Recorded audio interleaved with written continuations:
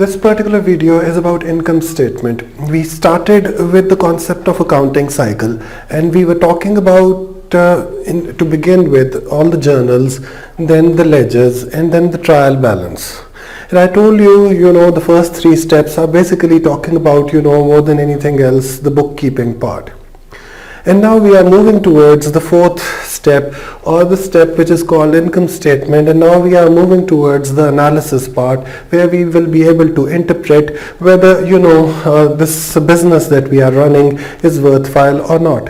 Fine. So in order to make decisions, in order to analyze the situation, in order to find out all the good or bad things about running the business, we are going to be analyzing a statement or a financial statement called income statement. Now the income statement is made up of two different things, incomes and expenses. There are in total 5 different things that we come across in accounting, that is incomes, expenses, liabilities, capital, and assets. Right? So the first 2 things out of the available 5 are going to be analyzed in the income statement, and the other 3 are going to be listed and discussed in the next statement, which is called statement of financial position or balance sheet. So in the income statement, we are going to have all the incomes and all the expenses at our disposal, and we are going to be discussing them, we are going to be talking about them, we are going to be listing them down in order to find out first of all gross profit and later on net profit.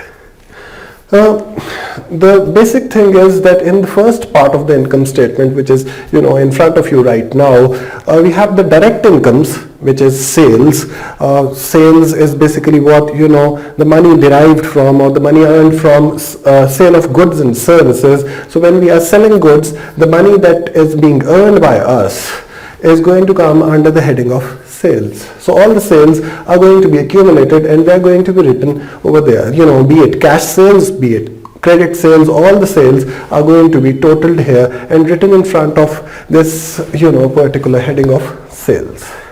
Then some of the sales are going to be returned, because customers are not going to like everything that they are going to buy from us, and they are sometimes going to return the things, not only because sometimes they are damaged, but sometimes because they are not according to their demand. That is why they tend to return the goods sometimes. So when we subtract sales returns, which are sometimes also called return inwards, from sales, we get net sales. And when we are talking about net sales, that is the stepping stone, or that is the total direct incomes for us. Okay, so the total direct incomes are available with us now, and then we take away all the direct costs from them.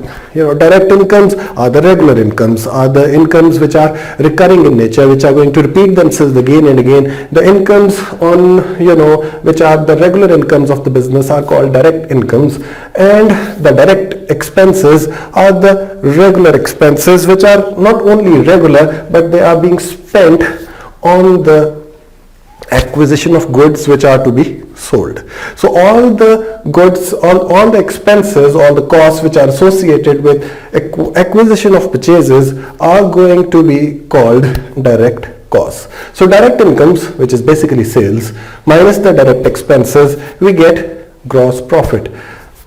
Now the direct incomes, we are talking about net sales. The direct expenses, we are talking about cost of sales.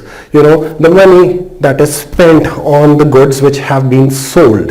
So, sales minus cost of sales is basically what you call as gross profit, or it can be, rephrased like that, where we can say direct incomes minus direct expenses are equal to gross profit. Now the word gross tells us there are a few more deductions that are to be made from this particular type of profit.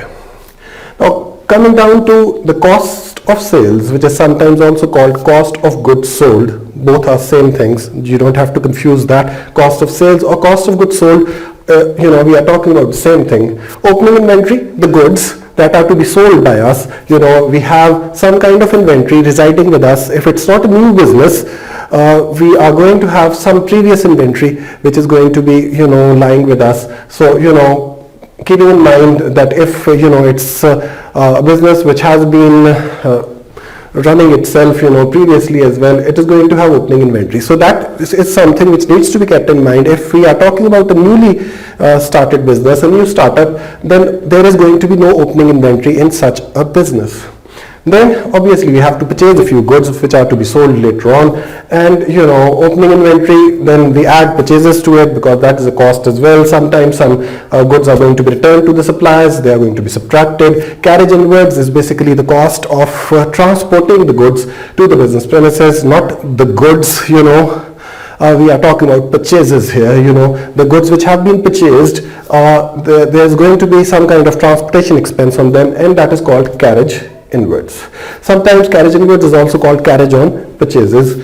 And then the closing inventory, which has not been sold, is going to be subtracted because it is cost of goods sold or cost of sales. So the closing inventory, which is yet to be sold, is going to be subtracted, from the other expenses to get something which is called cost of goods sold. So cost of sales or cost of goods sold is 6,000, which is being subtracted from 9,000, which is net sales, to get the gross profit or the trading profit. This first part of the income statement is called the trading account, and this is called trading profit or gross profit or profit before making further deductions. Or sometimes, if the answer is going to be in minus, that is, if cost of sales is more than net sales, then the answer is going to be in minus, and then it will be called gross loss.